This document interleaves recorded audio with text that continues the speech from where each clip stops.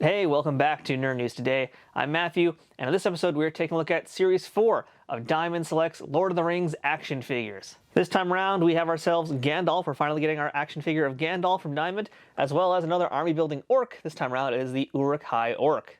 Now we've taken a look at the other previous 3 waves in the past. If you haven't seen those, do go ahead and check them out, because in my opinion, these figures have been some of the best work that Diamond Select has done in action figure form in years. And that's a pretty high compliment too, because these toys just look outstanding. When I consider the price point of these things as well, it's just like, it blows my mind how good these have been. So I have very high hopes going into this one for Wave 4. Now there's an important note to make here. Waves 1, 2, and 3 all came with Sauron Build-A-Figure pieces.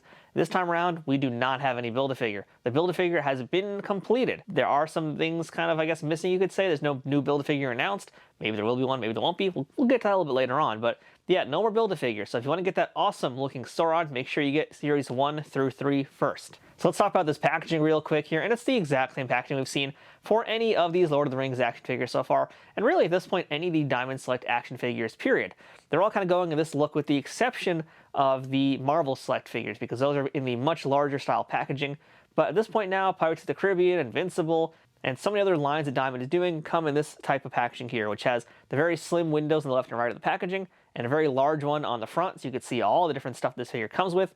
And just like the statues and most everything else that Diamond Select does, yes, these have the Diamond Select trademark sunroof.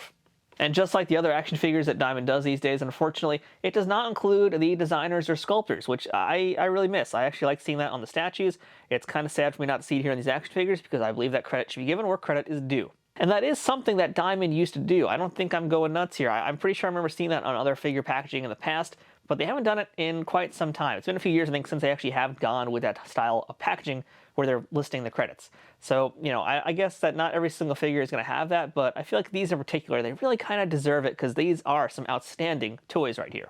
But that's enough about the packaging. Let's go ahead and get these guys out of the boxes and take a better look at them from all angles. And here we have our Lord of the Rings Series 4 figures now out of the packaging. We have Gandalf on the left, we have our Uruk-Hai Orc on the right. So, man, I'm out of the box. I'm still immediately impressed by both these guys. There's a lot to talk about here. There's a lot of impressive things to discuss here. So, you know, let's just start with easily the best thing about both these figures, and that's their head sculpts. And, you know, let's just start with Gandalf over here. Man, this is a great Ian McKellen head sculpt. Like, this absolutely captures his look, absolutely captures just everything about him. I've had some really complimentary things to say about these head sculpts, but really the Lord of the Rings line has been some of the best work that they've done. You know, and even like the weakest ones still are really pretty damn strong. So yeah, this Ian McKellen head sculpt here looks really great. And by the way, what's a really cool feature about this is this hat is removable, so you can have the entire experience, and that hat takes up a lot of height, as you can see, so I can actually kind of now scroll a little bit further down and get you a better glimpse at everything on this figure. But yeah, I love this removable hat, by the way, because it's just like, it reminds me of the sorting hat from Harry Potter, which is really cool too. But yeah, just look at that head sculpt from every angle. This thing is really great looking. You know, man, like Ian McKellen has, I think, kind of a tough face to get in action figure form, because he's got a lot of different things going on there. It's hard to describe it, but you know, some people just have a likeness that is a little difficult to replicate in toy form. It's weird, you know. And some guys also, they have a look like, let's say Patrick Stewart, they have a look that it's kind of hard to capture also, because like you can identify them in a photo, but you can't necessarily capture it by sculpting it. It's a weird thing, but I think Ian McKellen has one of those faces, and I think that they totally got everything right about it. Like, this is totally Ian McKellen. It's totally Gandalf. It's great. I really like this. You know, I think the one downside might be the eyes, because I thought maybe the eyes are painted. Like, it looks almost like a little bit further apart from each other, like one pupil is going in one direction, another one's going in the other. It's very small, not super noticeable, and not enough for me to call it the total detractor.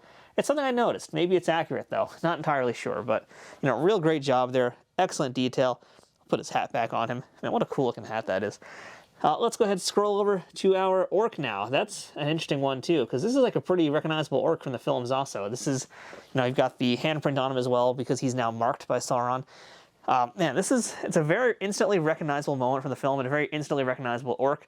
And I think, you know, whether or not they're going for the likeness of that actor, whatever they did, it's really awesome. Like, it's a great expression also. A really great likeness. Wonderful paint job. He looks filthy. He looks like a monster. That part is really great. Love the hair, too, on this guy. Like, that hair is just flowing all over the place. That's really cool. But what's also especially nice about this Uruk-Hai Orc is that we get not one, but two head sculpts, because yeah, this is basically kind of our army builder of the series here. So we have a second head sculpt. This is him in his helmet. So yeah, if you were to buy two of these, you now have an army because you got two different heads. And we've got a few other things too. We'll spend a little more time on this in the accessories, but likenesses for both figures, yeah, no, they totally nailed this one, you guys. Again, like no disappointments in this line really at all. These are excellent head sculpts, excellent so far. Let's start looking a little bit further down now. Let's talk about these outfits a little bit more here. So that's where things get a little bit more interesting because, you know, the Uruk-Hai Orc is basically naked, which is kind of fun. But let me spend some time first on the pro, which is Gandalf. And Gandalf, again, really great job on this outfit here. I'm going to actually slide the orc off for a moment just so we can get a better look at Gandalf. So head to toe, yeah, you know, this has got some really wonderful textures on it. You know, by the way, he is wearing pants. That's something I did check on. He actually is wearing pants, so good to know. But yeah, great texture on his robe, beard as well. Really nice looking. We're looking at that again. This is a very simple looking figure, though. I mean, it is just a wizard in his wizard robe, so we're not getting anything super duper crazy here out of the ordinary, but it all works. Really nice texture. Let's turn him around real quick so you can see the cape as well.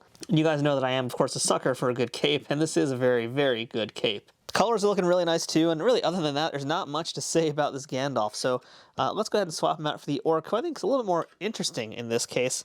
Really see he's got a lot more going on. Man, it's just kind of funny to see how much headspace that cap that Gandalf wears adds. Like, even to this Orc, man, he just got like a foot taller because of that stupid hat. So let's talk about this Uruk-Hai Orc now. And you know, what's cool about him is he has a ton of interesting textures on him.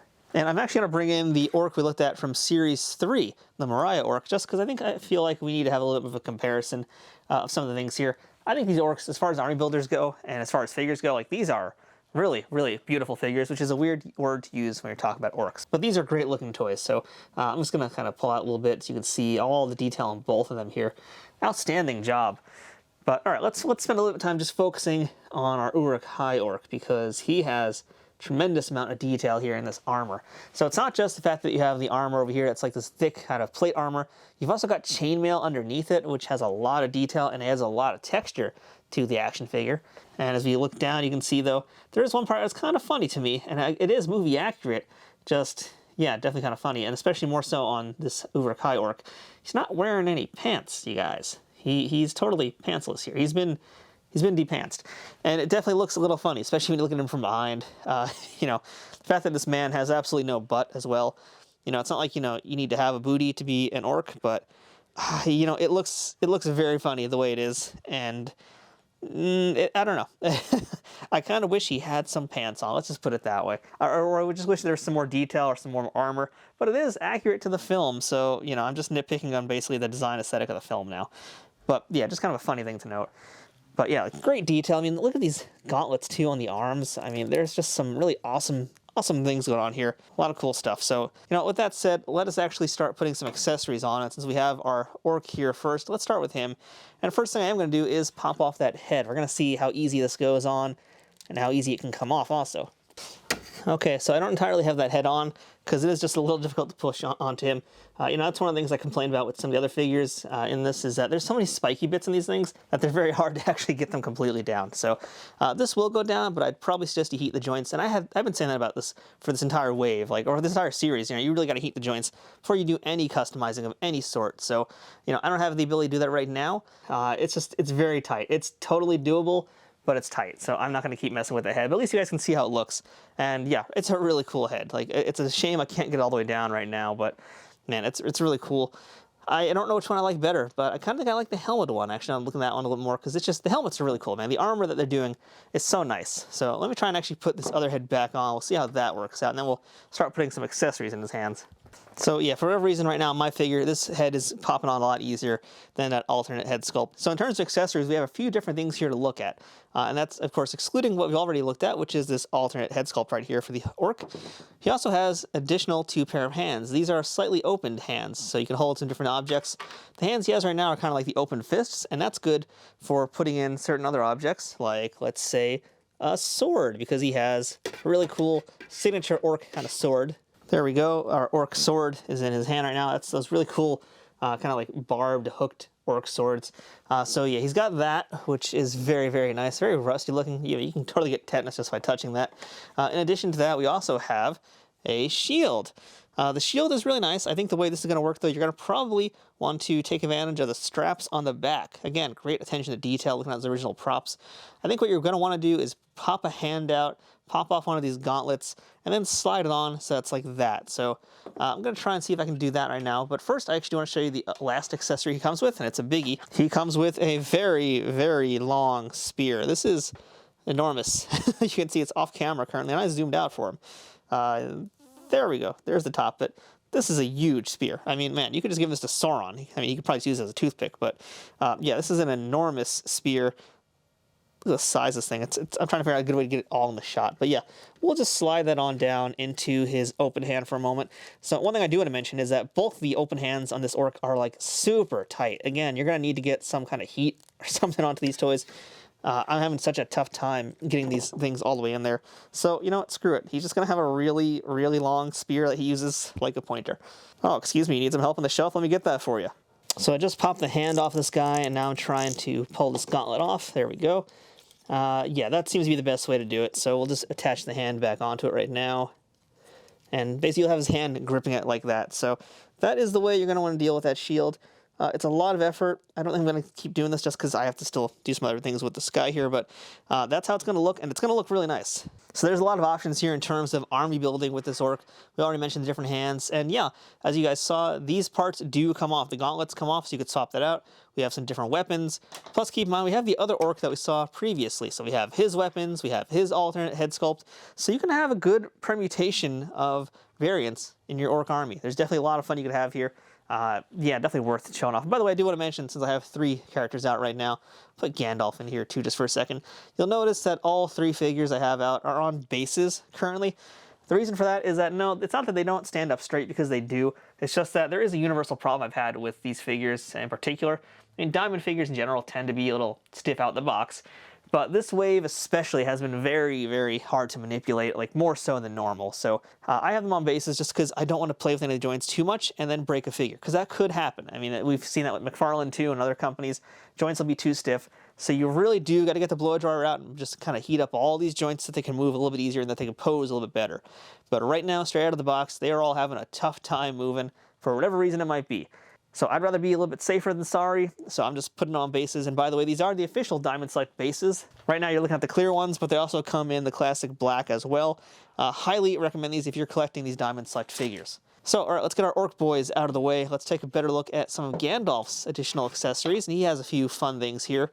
So besides the hat, which does come off, as we've looked at a bunch of times already, which, man, looks just hilarious the more I put it on him. I mean, it's accurate. It's just kind of funny seeing him wear it. In addition to that, we have a magic pouch, so you can put that if we knock off his hat. Or actually, you can probably pop off his head and slide it across there. You'll get his magic pouch, so you could have that. He has 2 additional sets of hands. These would be more for holding his weapons. I mean, right now he has kind of magical wizard hands, so you could cast spells and that kind of thing. We'll get a better look at that. Yeah, you can see, like, these hands are not really meant for holding anything. They're kind of just there for wizarding and for talking. But what he does come with, in terms of other accessories I have right now in one of my hands, would be he's got his wizard staff. Let's see if we can get him to hold it. You know, the problem is, yeah, like, these hands are really not ideal for holding much of anything, it seems. You can kind of fake it, but not really. So, yeah, we do have his wizard staff right there, which does look nice, actually. I will admit, it does look really cool, especially when he put his hat back on. But again, not the right hand to put it with. Based on how these hands have been, though, I'm not going to really try popping too many things out, unfortunately, just because it's been a real pain so far. So besides that, the other thing worth noting is he has his sword. He has Glamdring, which you can actually pull out from the scabbard, and that is a thing of beauty here. So yeah, I've loved all the swords that they've put in these toys as well so far. They've been such excellent swords. You know, let's just try. Let's try to pop out a hand just for fun. It's going to be difficult to put this thing back in, especially because it's a robe. Yeah, no, this is going to make things definitely a lot more interesting. Let's try this here. See if we can get that hand in. Now let's try and get a sword in there, because that's been a fun thing. So close, so close. This is in real time. This is exciting, I know, but It's not quite there. All right, so there we go. So what I had to do, you can see with the hand a little bit, so I really had to get the hand in a certain spot with the robe. Otherwise, it's just going to have a real tough time getting on there. And I would imagine it's going to be the same exact problem you'll have if you're putting the staff on there too. So yeah, that's just something to be aware of. The hands and everything, just because of how this toy is, like, you really got to heat them up. I really recommend that you heat these things up before you do anything with them, because otherwise you're going to have, that hat keeps falling off. You're going to have a real tough time dealing with it. But, I mean, it does look really nice once you actually do get everything in there. I mean, yeah, no argument there. Like, that's an awesome looking accessory. Glamdring looks great. The figure looks great. It's just the robe does kind of hinder things a little bit. And on that note, we should talk about articulation. And just so you can't say I didn't try, here is the staff. I did get it into his hands. It wasn't too difficult, but yeah, just the robe makes it really hard to kind of get it effectively in his hand, the way I think it should be held, at least. Also, I'm pretty sure I had the hat backwards for a bunch of that, but whatever. I'm just going to have the hat this way now. Pretend it didn't happen.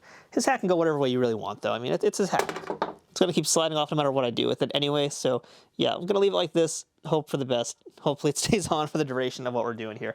So in terms of articulation, yeah, you will have basically for Gandalf here, the arms and the head, and that's really it. The legs do move, it's just that this robe is so in the way. And same thing with the sleeves in the robe. I mean, yeah, you can move his wrists, but you're going to have a tough time getting some of the more iconic poses because of how the robe is just positioned. It's kind of tough to get him in there. With the Orc, you do have a lot more mobility because he's got a lot less going on here. I mean, all you have really blocking him is this part here in front of his hips.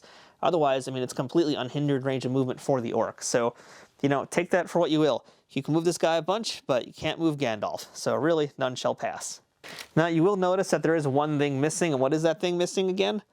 Yeah, well, there is no Sauron Build-A-Figure here, no Sauron this time around, because we finished him off with the other 3 figures. So, do I feel like I'm let down? Do I feel like I'm missing something with the fact that I don't have any Build-A-Figure pieces? Nah, not really. Like, you know, would I have minded another head for Gandalf? Nah, I don't even think I need another head for him right now, especially because this is Gandalf the Grey. I don't really see many more need for other accessories. I think it's fine here. I wouldn't have minded bases coming with the figures at this point, but no, you know, the Build-A-Figure was a great bonus. I do wish we had another one going here, but that's a different story for another video. But for the most part, I'm pretty happy with what we have here in terms of these figures. So here we have our entire Lord of the Rings figure lineup, series 1 through 4, as well as Sauron, however you want to say it, once again in the background there. And by the way, you know, you can see everybody right now, I do have all the little stands on their feet. I actually do have the stands on Sauron's feet as well. I have one on each foot. So yeah, in case you're wondering, those stands do work for the Build-A-Figure, but you are going to need one for each foot. So yeah, this is basically our big class photo right now, and everybody looks really cool together, man. It's so great seeing these figures the way they are.